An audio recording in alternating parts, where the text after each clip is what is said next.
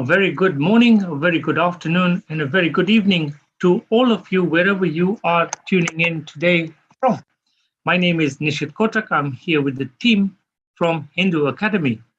Now, if this is your first time visiting our channel, welcome. I'll just quickly give you a brief overview of how this session works. We meet every Saturday, 2 o'clock UK time, and the session lasts for about 45 to 50 minutes. So we usually end up just before 3 o'clock. The format is very simple. We have a focus topic that we will start with. We then have a little session about that focus topic. We will discuss it. And then after that, we will launch into a general question and answer session on Hinduism. Now, how can you get involved? So number one, if you are on YouTube or Facebook, make sure you're following us. And if you're on YouTube, make sure that you've subscribed to the channel and you've turned the bell notification on, because we have over 4,000 videos and we do upload fresh new content every week. You don't want to miss out on any of those. The second thing you can do is share these live streams with your friends and family. Let them get involved. The more the people join us, the better the conversation will turn out to be. And the last way you can contribute is by putting your questions, your thoughts, your comments into the chat area on whichever platform you are tuning in to live. So today's focus topic is quite an interesting one. It is going to be on the role of humor in Hinduism. And speaking of that, I hear that reincarnation is making a comeback. That was my attempt at a Hinduism joke. But to get us going, we are going to have a little video clip from Jaybai. I will put that on, and then we'll come back shortly thereafter to have a discussion on the role of humor in Hinduism. Enjoy.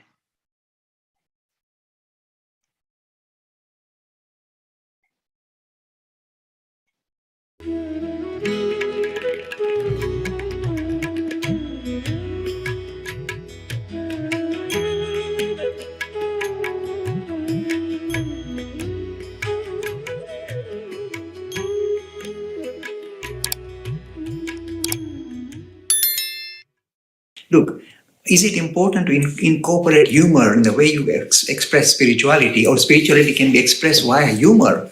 And this is a very wonderful thing to explore. First thing Nishit Bhai says this, and I've been warning our audience all the time. If you come across a Hindu speaker who appears constipated, sometimes we all are constipated, by the way, but appears very constipated and is kind of stern-faced and, kind of looking in a very stern and very morbid manner at you and explaining to you religion, this is it, remember this Bhagavad Gita slok. When you see anybody like that, I advise our friends, I say, my friends, move away from this guy. He doesn't know what he's talking, because religion and humor go together. And when you find anybody who is not able to kind of smile and present spiritual ideas with sense of humor, something has gone seriously wrong. It's one of the signs of spirituality. It goes hand in hand with humor. I'll tell you why. When you explore the human condition, and even though we may think, we have sorted everything out, in reality, when you look at the world or the life that we lead, it's highly surreal. Can't you see in the political scene all the weird things happening today? It's surreal. Surely it's not real. So, in fact, when we try and understand reality, genuinely, not get away, by saying you kind of subscribe to a particular hype and you live up to the hype and you feel you're sorted yourself out. But that when you really explore life in detail and your own lives, you find that things are not as straightforward as they look. They seem to be surreal. There seems to be no reason or rhyme to reality. This is a frightening scenario, and this is reality. This is true. So the question is then, why are we here? What is all this about? And how do you handle, and the biggest problem that Hinduism and Buddhism kind of tries to address is the issue of suffering. Life is suffering. We like to push it and say, no, we are okay, we are doing well. But life is definitely, when you really explore your own life or other life, look around.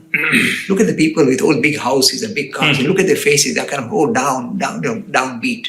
They're not really exuberant. I've got it. They're all kind of looking miserable, with more money, even more miserable. So you say, this suffering is embedded in reality. Now, the thing is, when you ask a Hindu how to get over suffering, the answer is you have to live through it. But then the problem is, surely there must be a way out to get a release from suffering. And the answer is humor. When you look at humor, when you incorporate humor in the way you look at the reality, including yourself and the world, so you don't take yourself seriously either. So when you begin to see that the whole thing is surreal, even yourself and all this grand idea that I'm so clever and how. When you start exploring yourself and realize that this is all surreal, not truly real, then the only way you can deal with suffering that is available, visible all around, is through humor. It gives you a kind of lets off steam. Otherwise, life becomes unbearable. So when you take on humor in the everyday life, even minor things happening, take it with a pinch of salt. You see, animals don't have that ability. They don't have humor. Human beings have this ability to laugh at themselves and even see themselves in this weird thing. Oh dear, what a horrible world we live in, and what a weird way I can operating. That ability allows you to rise above suffering. It doesn't remove suffering, but allows you to lets you off. It gives you a kind of release from suffering. That is why humor is a crucial element in the way we unfold spiritually. And you'll find every grand master, genuine ones, not these artificial guys, go around and waving their fingers and, stone face, constipated, listen to me, I'm giving you religion. They don't know what they're on about.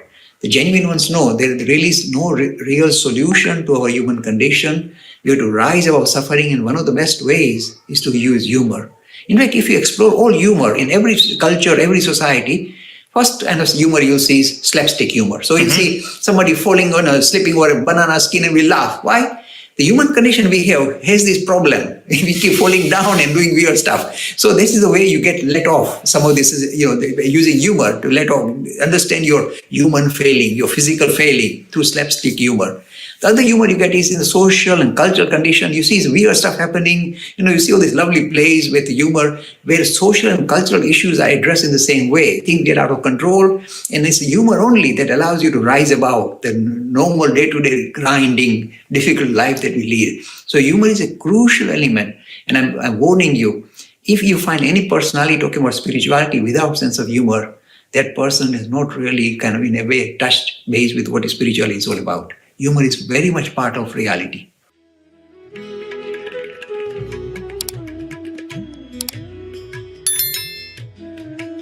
Free e-learning course in Hinduism. To register, please visit www.hindu-academy.com. Talks on Hinduism.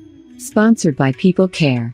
Encouraging caring for the elderly in their own homes. For more information, please visit peoplecare.com.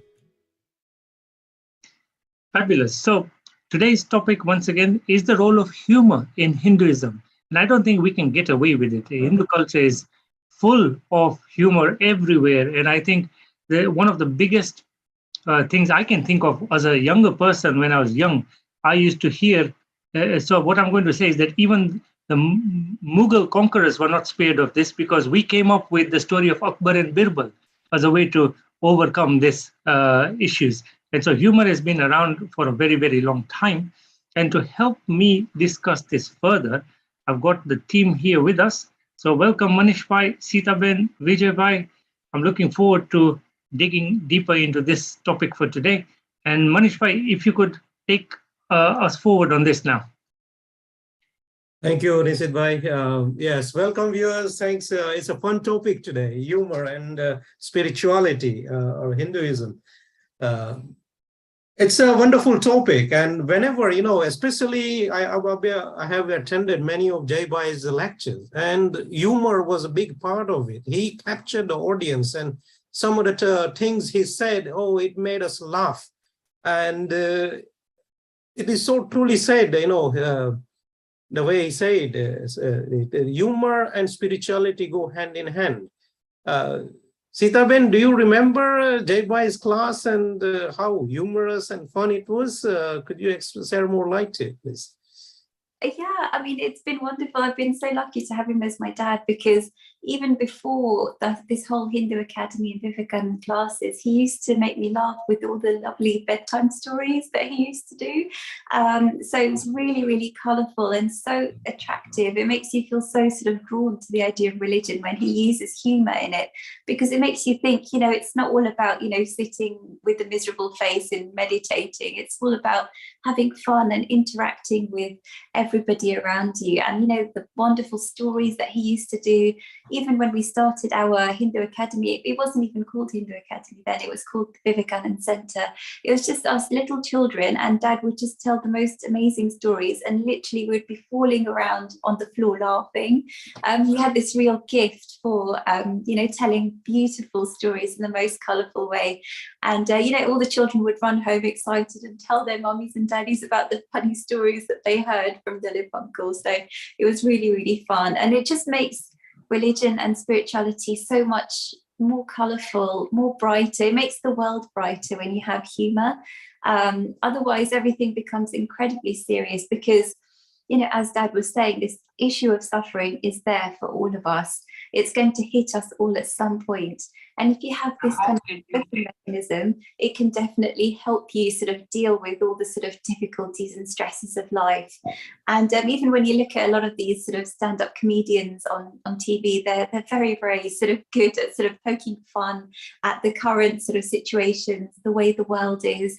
And Dad had such a gift for it, and it's wonderful that he was able to interweave it so naturally into all of his talks. And one of his the lovely jokes, which I really enjoy, is you know, when you talk about people who are materialistic and they don't think about the idea of spirit, they think it's all just rubbish.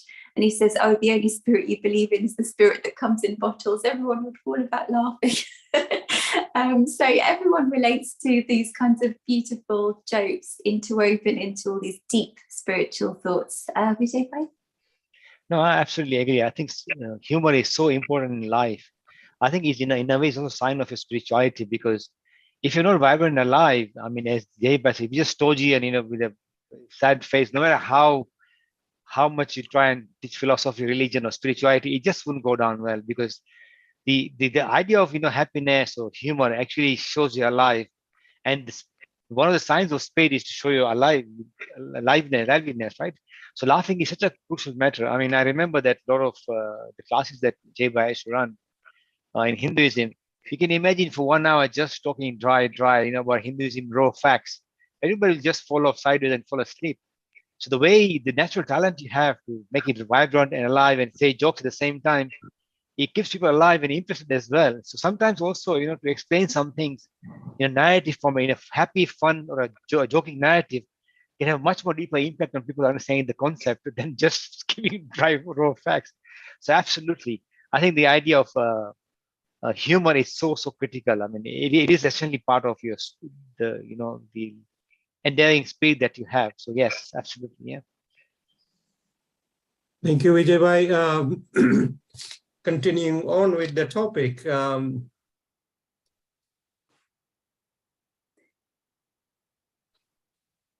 So one thing he said is people talking about Hinduism in very stern face, we should avoid them.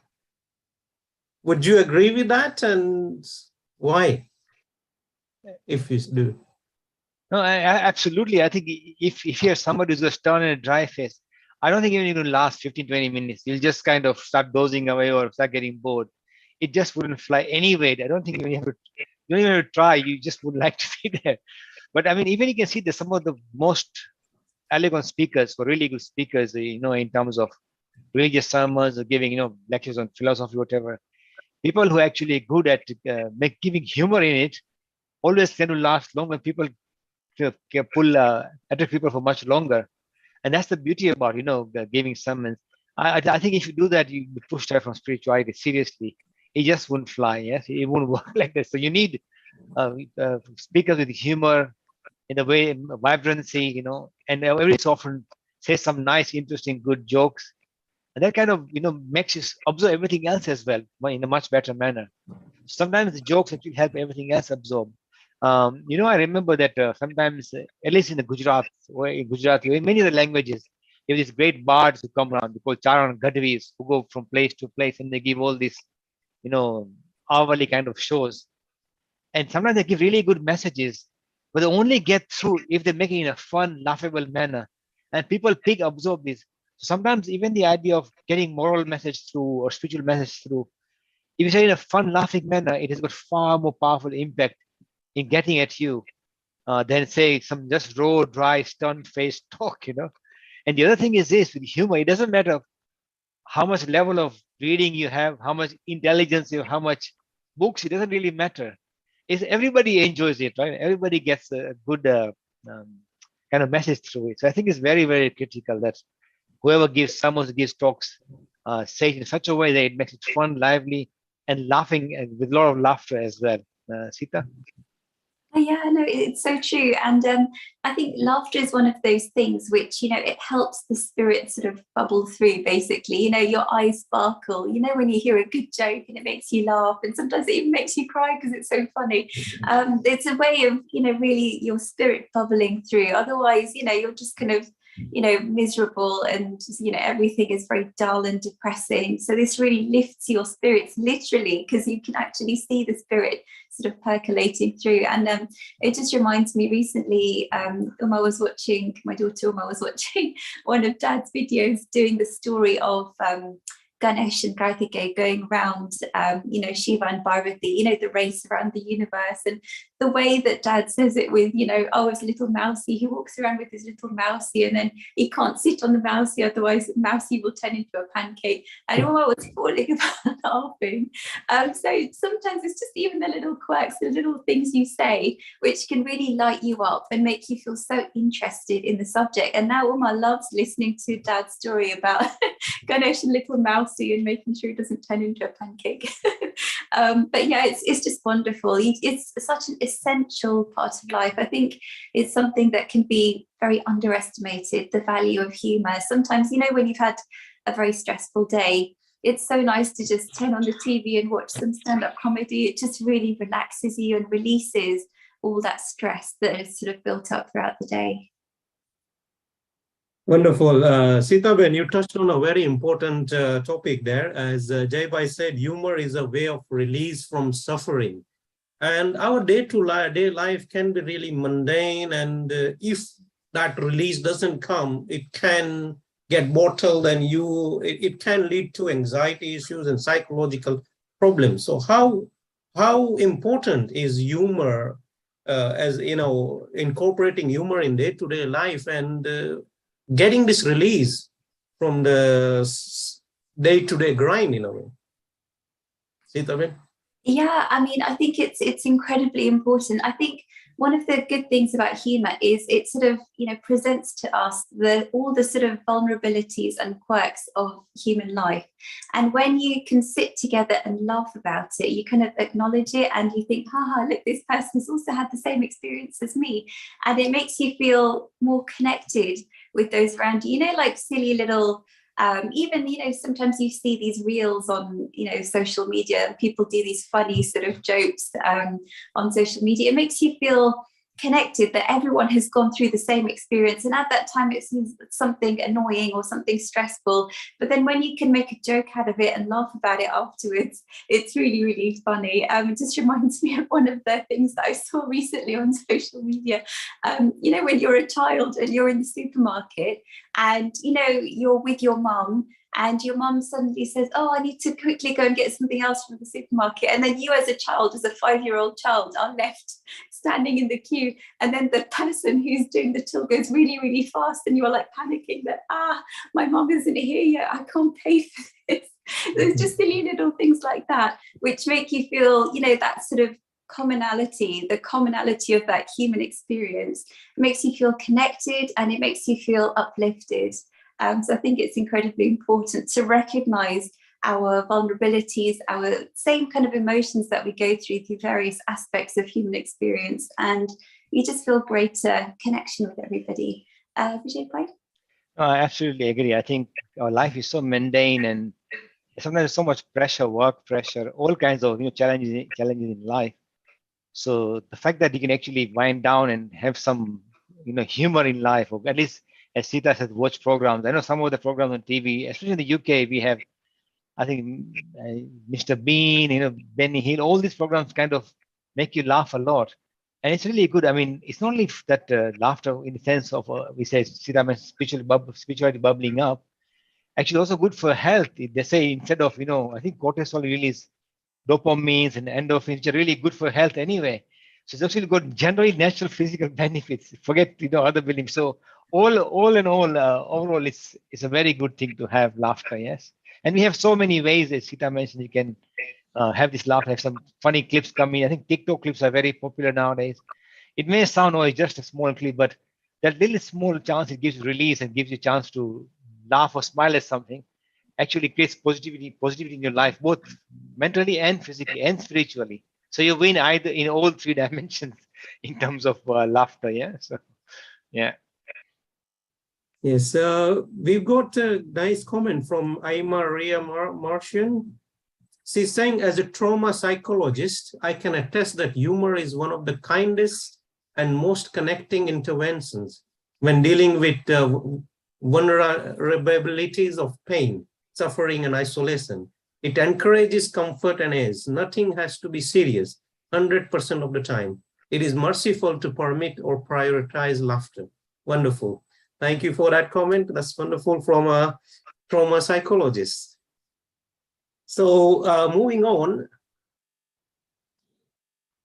I've lost my chain of thought. So, okay, coming back to the question. So Jaibai mentioned that the people who are focusing on money and earning more and more money, they tend to be miserable.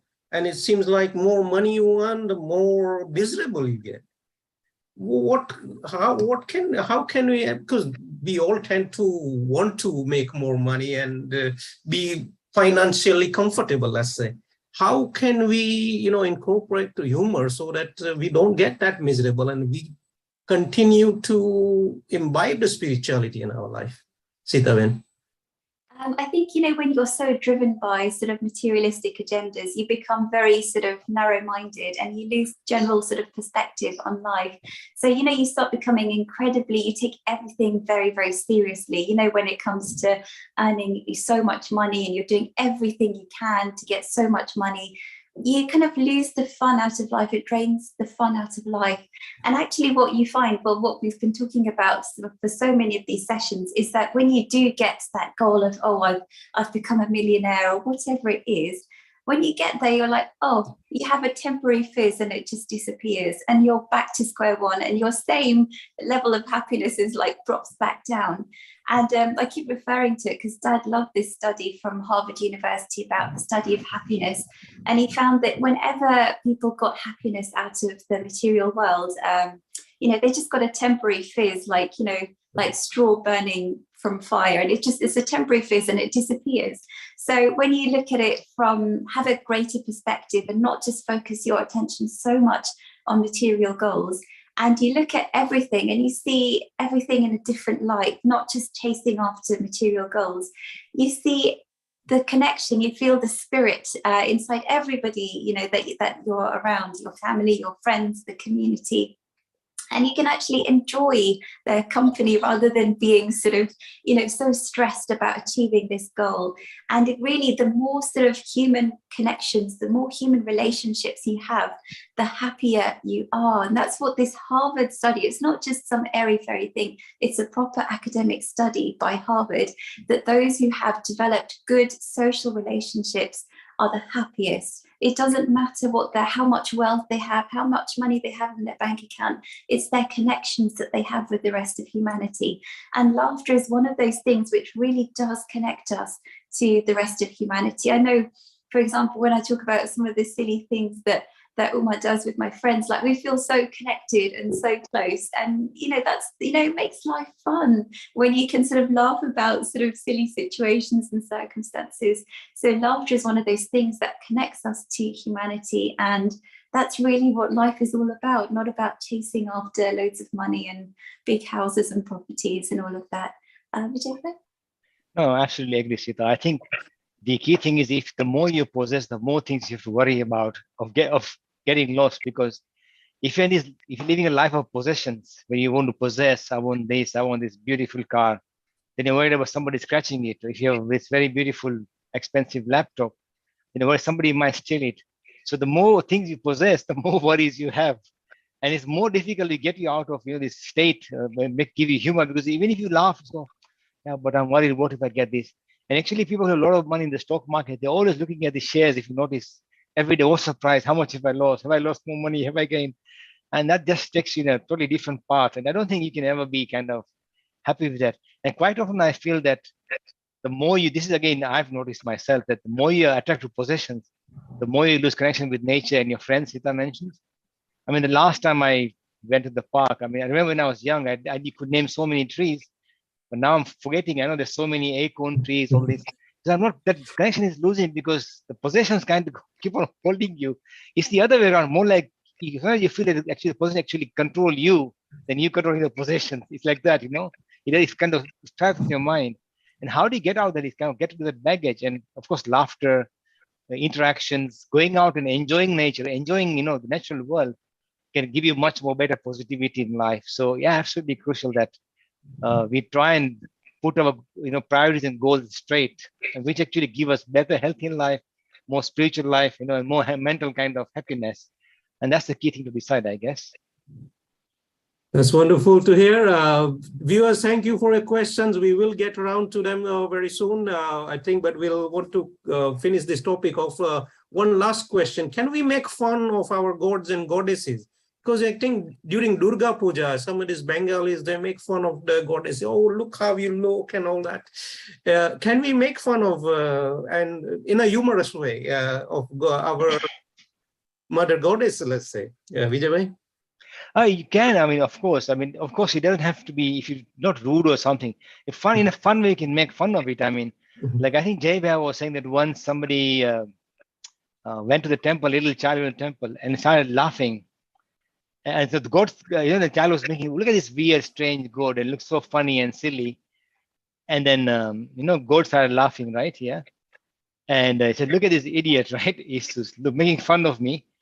And he said, by the way, and I'm the idiot who actually made him like that, So in both ways, God is actually making fun of himself as well. So I think in a way, humor applies to everything, even to deities and God. I mean, I think sometimes it's sad to see this. Sometimes we tend to compare ourselves with Abrahamic faith, where the idea of blasphemy is a very serious issue. And sometimes they impose that on Hinduism.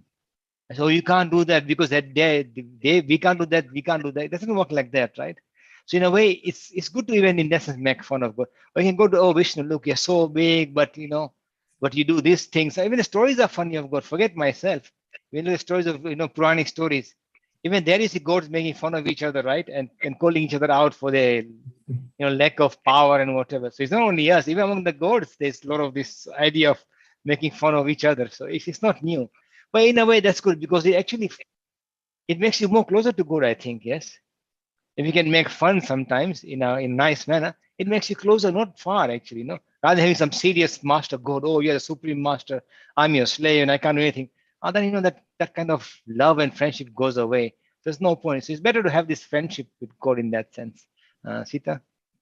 Yeah, no, I think it's incredibly important. And Hinduism doesn't sort of, have this idea of blasphemy and that kind of thing. So I think it's incredibly important because if you look at the people who you share humor with, they're the people who are closest to you. They're your family, your friends, the people you spend a lot of time with. And God is supposed to be the closest thing to you. So if you can't have humor with God, then what kind of a God is that? It's not something to be feared and kept at a distance in the sky.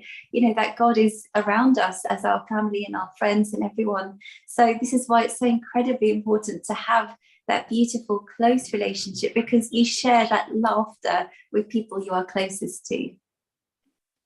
That's very wonderfully put, Sita Ben.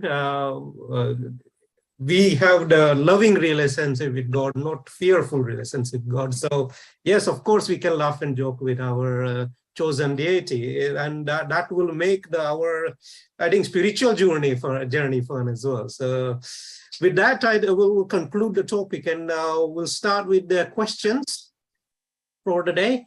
And Hansen first said, please explain me what is this physical illusion of Maya? Sitaben? That's a very big question. In fact, it ties in quite nicely with the topic of humor, because Maya is sometimes called illusion, but actually it's sort of talking about the disjoint between reality and how things appear to be. It's the disjoint, the permanent sort of disjoint which is there. And when you think about it, the way that the cookie crumbles, the way life happens, the way the human condition is, it feels, as you know, as I was saying in the video, it feels farcical, the way people are, human nature, how we interact, how we develop habits. All of that is actually something that we should take a step back from, look at it and see it in a humorous way. Otherwise you get so caught up in this Maya, in this sort of world of appearance, that you kind of lose sight of the greater picture. So it's incredibly important to have that level of humor when you sort of understand that the world that we see is not as it actually is. And we also refer this idea of Maya to, in science, the latest sort of cutting edge discoveries of science, this idea of quantum, because quantum physics is showing us clearly that the world is not made up of matter, and it's made up of something non-material. And this is what Hindus have been talking about for thousands of years, that the underpinning to this universe is not matter, but it's spirit. And that's really the true sort of permanent reality which is there. But we don't experience it as that. We experience it as something else. We experience it as something completely different, as matter. So this whole disjoint is there. We call it Maya. And the whole purpose of our spiritual journey is to sort of uncover this beautiful reality which is sitting there ready for us to, you know, enjoy. And, you know, we go through our life through all sorts of ups and downs, happiness, sadness, and all of that. And it never gives us a permanent sort of solution. But when you're able to uncover the beauty of the reality, which is spirit, then all of these, you know, issues and stresses and suffering and all of the, even humor, eventually everything falls away and you become one with the spirit. And that's essentially what our whole spiritual journey is all about. Vijay? I think Sita, you have got it very beautifully. What I can add is that this is a very big topic. And by and large, if you look at all the acharyas of Vedanta, Shankara, you know, Ramanuja, they've all spent a lot of time in explaining what Maya is and how it distorts your actual true self. I think more than illusion, as Sita mentioned, is a disjoint on what you truly are and what you actually see is not actually the same thing. That's the key message you get here. And by and large, as Jaybai mentioned, surreal. Look at the way we live our lives. You walk around, do things, eat, burp, drink. It looks almost surreal. It feels that it's so transient. There's no permanence to it, right? As in that sense. I mean, what is that thing that actually ultimately is real? And this veil of Maya, as you unfold it and transcend it, then your true self shines out. And that's a very, very important, because that's a very kind of Indic idea. Also, in the idea of Buddhism, religion, it's a very, very Indic idea. You don't see that in the Abrahamic faith, where actually matter is so important in that sense. In our sense, that the key goal of the spirit is so important. How do you kind of manifest it? Is to remove this veil of this transient, which is the disjoint of what actually is there and what you truly are. That's the main thing here. Yeah. That's wonderful stuff, Sitaben, Vijay. I remember a story that Jaybai told about Maya, that, you know, Sankara, he was a little boy and he was going around teaching Advaita to a king. And once a mad elephant was coming and he ran for his life and went up a tree. And the king saw this and the king said, hey, you talk about everything as a Maya illusion. And I saw you running for your life. What's happening? And Sankara said, oh, king, the fact that you saw me running and climbed the zoo, that is Maya too. It's not just me running away, Maya. That is a Maya too. That is an illusion also. So that's the funny part, bringing Jaybai in it. We take next question. Rahul's asked an interesting question. He's saying, what's your definition of spirituality? Vijay? Oh, I think that the idea of Maya just kind of helps us understand that your true nature, which is spiritual idea, is what is your true divine nature? I said that your true nature is divine and very special, is a spirit. And going towards that goal and trying to find that answer out is spirituality. And by and large, I think as Sita mentioned once, at some point in life, You get fed up with all this stuff you see every day. So what am I? Is it just me living this life every day? Eating, drinking, burping, and see day by day a lot. Or is there more to me? The day you try and answer that question and you try and find those answers, am I just a transient being? Am I just someone who's temporal and just dies out and snuffs out? What is that thing that makes me so special? And trying to go towards that goal and trying to find out that answer and trying to find a true divine nature, and that is the idea of spirituality. Sita? Yeah, I think you've covered it amazingly. It's just trying to find that underpinning to the universe. That's essentially what Dharma is all about. That's what our religion is called, Dharma, is trying to find the underpinning to the universe, which is essentially non-material. It's actually spiritual.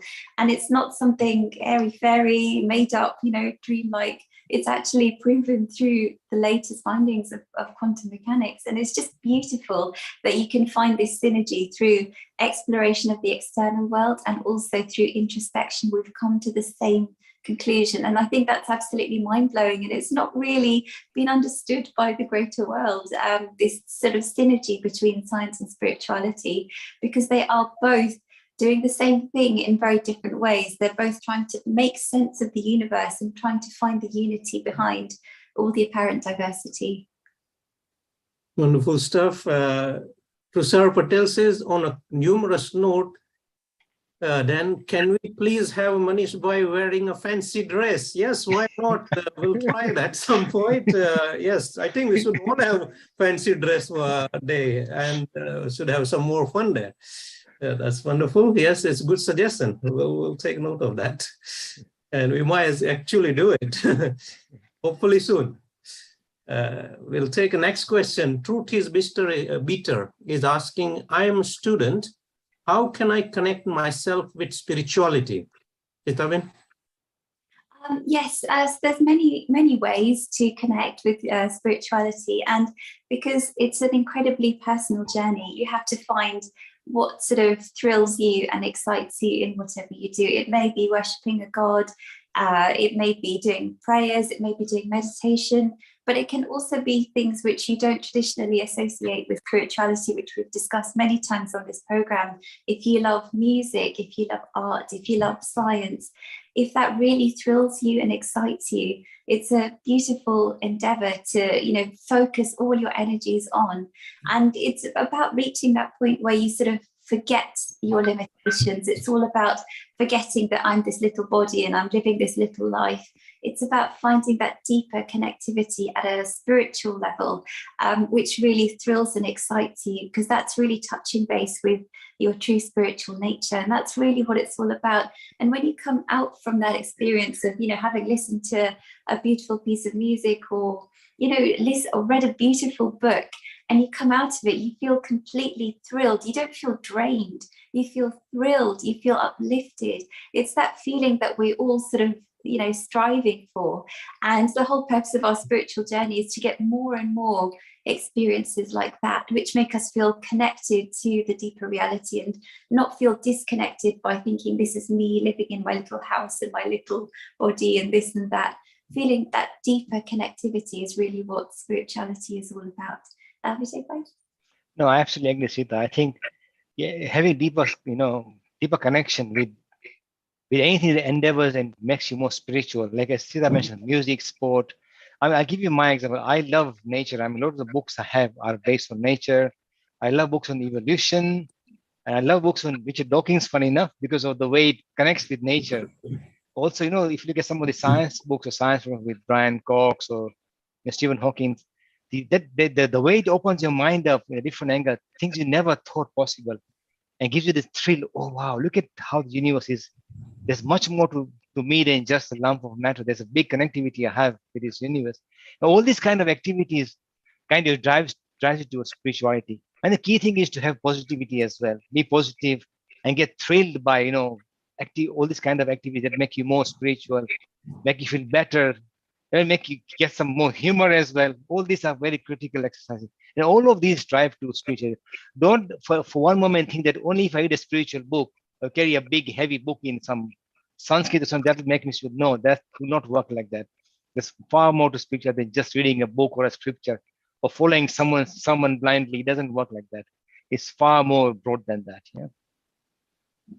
Wonderful answer, Sitaben Vijaybai. Yes, we take the next question from A. Nagarajan. He's saying, this isn't about humor, but I wanted to get clarification about how come Hinduism has different interpretation of God. There is Vedanta and Advaita, which says there is only one God, or one ultimate reality. Then there is Saivas with Shiva as the ultimate one, and the Vaishnavas with Vishnu is the ultimate one. And then there is a Niraswarwad as well, where there is a God. There isn't a God. His question is, how come we have so many interpretations of what God is, and how do we decide what is the ultimate interpretation of God? Vijay? A very broad question, but actually I'm glad you're asking this question, and you should ask this question because we are not the first one to ask this. Since ancient times in India, all these great acharyas of India have asked the same question. And by and large, depending on the understanding or the experience they've had, they have come with different interpretations. But one thing to keep in mind, ultimately they're the same thing. It's just that everybody has a different perception to the ultimate truth, and they will see it from a different angle. I mean, even a simple thing like an atom, we can be seen in two different ways, right? You can see it as a particle or a wave. If you look at the quantum physicists see it as a wave, and with the Einstein guys, the particle physicists, they see it as a particle. A simple thing like an atom can be seen in two ways. So you can imagine something as broad and as vast as the universe, or as the spirit. Surely there can't be just one way to get to that. I mean, there's so many examples in the Upanishads that the many rivers, same ocean. So there are many, many parts of the divine. I mean, as you mentioned, the idea of Advaita Vedanta, they see God as ultimately one principle. This all spiritual energy, they call it Vibhu, means all pervasive energy, which is one ultimate principle. Then, of course, your Shaivas. By the Shaivas are a bit more special because they can see God in Shiva as a personality and also as a spirit. But all I can say is that by and large, if you look at the great books by Shankara, like Vivek Chudamani, or even the great commentaries by Ramanuja on the Gita, they debate the same question. Ultimately, what is that ultimate thing? What does it look like? What is its qualities? And that's the same question everybody has, and they all come with different answers. And that's okay. Actually, also okay if, as you mentioned, Niswaravad, that's okay as well. We can say that there is no God. I see God, I see the divine or spirit in other ways, and that's fine too. There's nothing to say that you have to see God only in one particular way. It's a very, very vast thing. And by the way, just to mention, our senses also limit us. The senses we have gives us a particular angle of how we see things. It's just recently, I think my daughter who does national science is saying that like a bird, bird sees far more wider spectrum of colors. So something which you see as purple, they can see 10 different variants of purple. So even the way you forget us, even among our species of animals, the way they perceive things is so different. So of course, the same truth, like a blade of grass, I'll see it as green, some will see it as dark green. It's the same thing. It's just the way we perceive it. So there's actually, that's the good thing about Hinduism. There's nothing to say that there's only one way to see the divine. There's so many ways to see that. That's the beauty about it. Sita? Yeah, I mean, that's the wonderful thing about Hinduism is we're a spiritual democracy, and it recognizes that we can't just have a blinkered vision of making spiritual progress because everyone's temperaments are different. And this is what Hinduism acknowledges, is that we all have a very different starting point. And Dad often used the example of everybody's a group of people standing in a circle. And, you ask one person how you can get to the center of the circle, and they say, oh, I need to go 2 steps north. And then you ask the person on the other side of the circle, how do you get to the center? And they say, oh, 2 steps out. And then you discuss your prescriptions for getting to the center, and they look completely different. And it makes you think, well, they're just talking about 2 completely different things. They're not related at all. But when everyone sort of makes progress in their own way, they find that they're getting closer to the center, but they're also getting closer to each other. So the real sort of litmus test is, as you continue to make progress in your particular chosen path, you will start feeling a greater affinity with those around you in their own spiritual journeys, in their own very different ways. You'll feel that greater affinity. And the unique person who sort of demonstrates the unity behind all of these apparently diverse ways is Sri Ramakrishna, because through experience, he was able to see God, experience God in dualistic way, non-dualistic way, in such a variety of ways. And he is sort of human proof that actually all of these pathways lead to the same reality, which is beautiful because throughout the history of humanity, we've never come across anybody like that. Wonderful answer, Sita Ben, Vijay Bhai. We take the next question. So Shubham Jamwal has asked, can you please suggest from where can a young person start learning about Hinduism?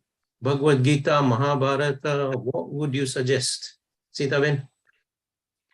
Instead of blowing our own trumpet, please go on our Hinduism course. We've got our online e-learning course, which everyone can do at their own pace. There's no time pressures, nothing like that. It gives you a real sort of structured understanding of Hinduism. I think Nishit Bhai is putting it up on the screen. So that gives you that sort of foundation, because sometimes you feel like you don't really know where to start. There's so many aspects and facets of Hinduism. It can seem a bit overwhelming. So please do have a look at our course. But of course, you've got all the beautiful sort of scriptures of Hinduism, the Bhagavad Gita, the Upanishads, all of that is there.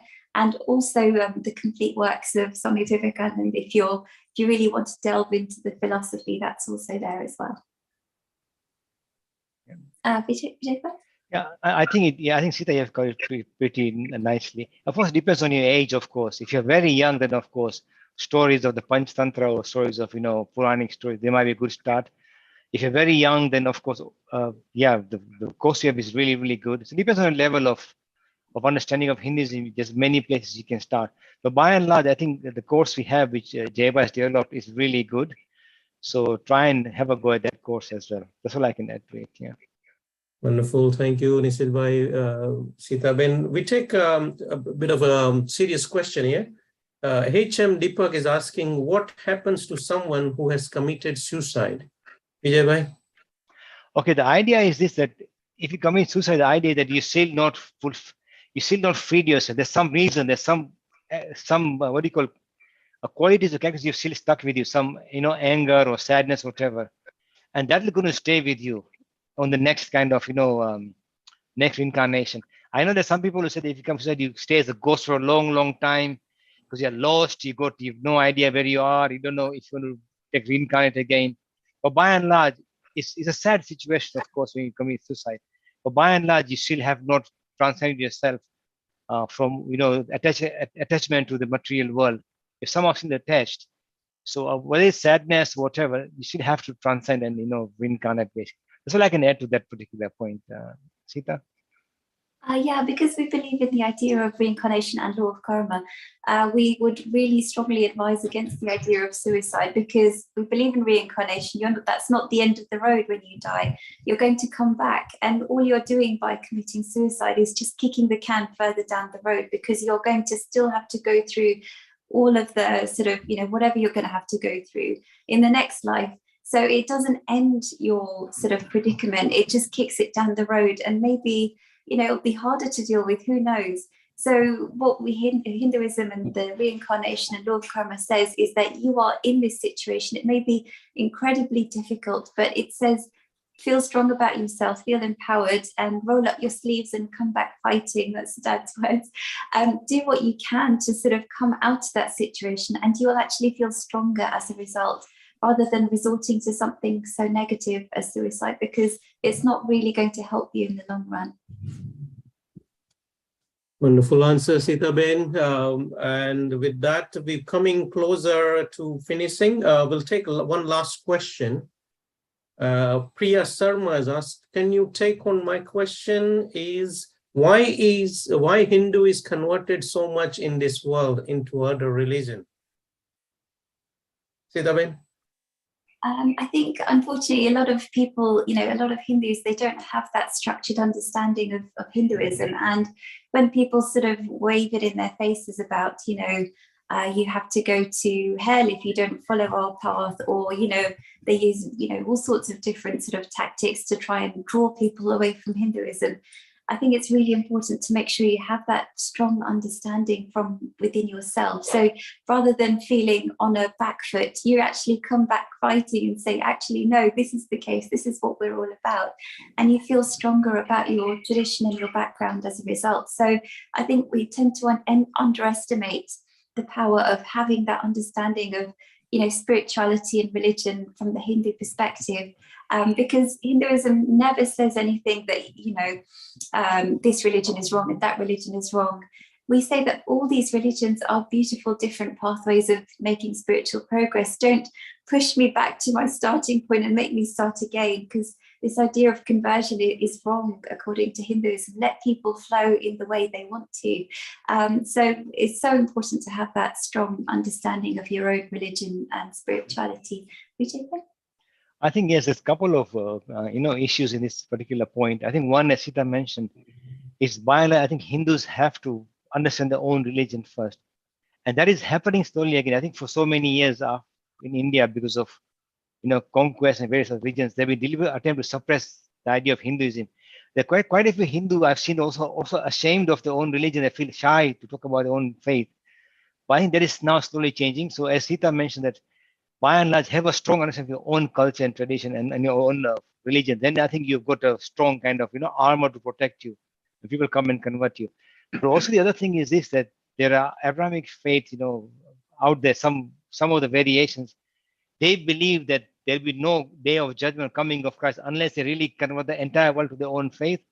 And they're driven by this very, very kind of, zeal or fanatic motivation. And doesn't matter how it's quoted, it's we're doing it for mercy, whatever. It is by and large a fanatic behavior. They don't like it when I say that, but it's actually true.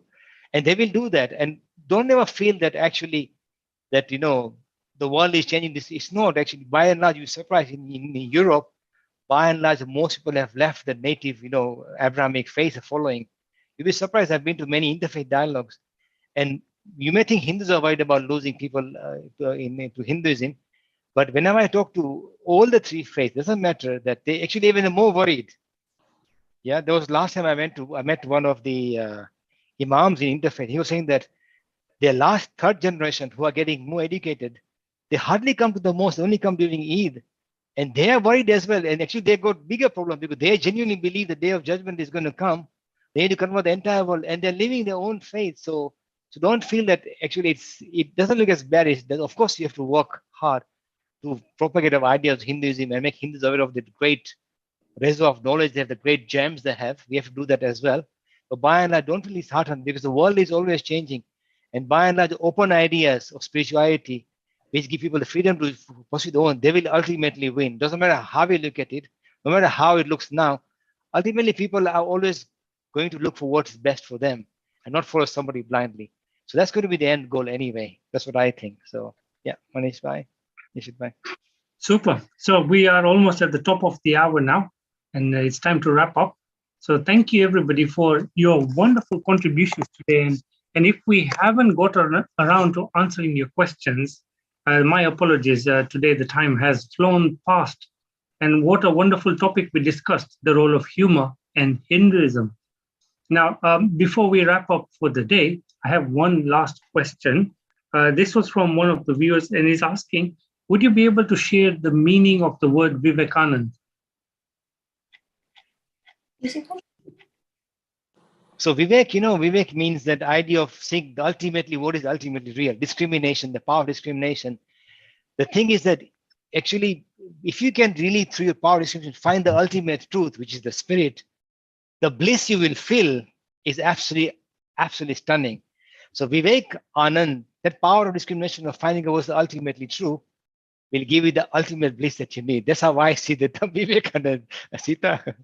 Yeah, no, I think that's really amazing. I mean, whenever sort of monks are conferred, they have this ending Anand. A lot of the time, Anand means bliss, and they put a name in front of that as well. And as Vijay explained so wonderfully, Vivek is this idea of discrimination, knowing what is real and unreal in the world. So yeah, every Swami who is conferred, they have a very meaningful name sort of given to them. And that was Vivekanand's name, yes.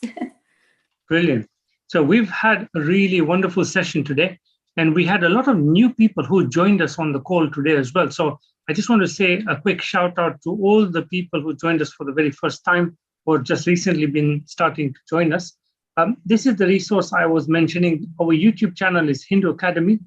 As you can see, we have a couple of goals here. I want to get to 1 million subscribers so I can get my next play button. So we are 108 down, 892 to go. And the next goal is to get to 10 million views. So we are just a few shy of that.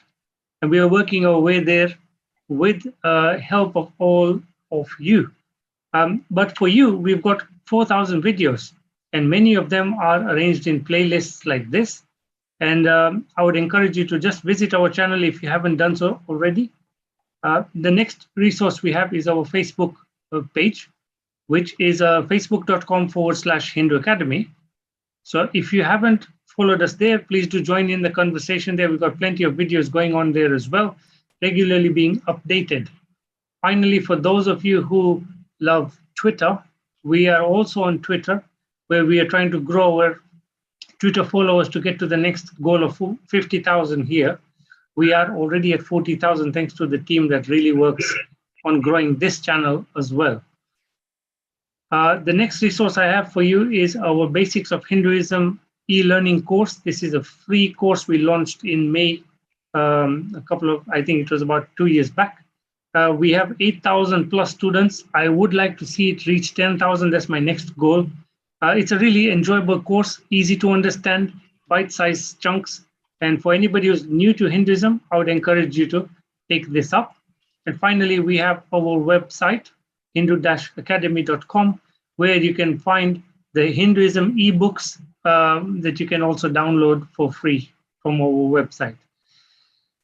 As for every week, I'd like to end with a quote from Swami Vivekananda. And this one says, "The moment I have realized God sitting in the temple of every human body, the moment I stand in reverence before every human being and see God in him, that moment I am free from bondage. Everything that binds vanishes and I am free." So I think, it's a really good quote to look at, to think about, and maybe put your ego aside, saying I am something better than the next person. We're all parts of the same, divine being.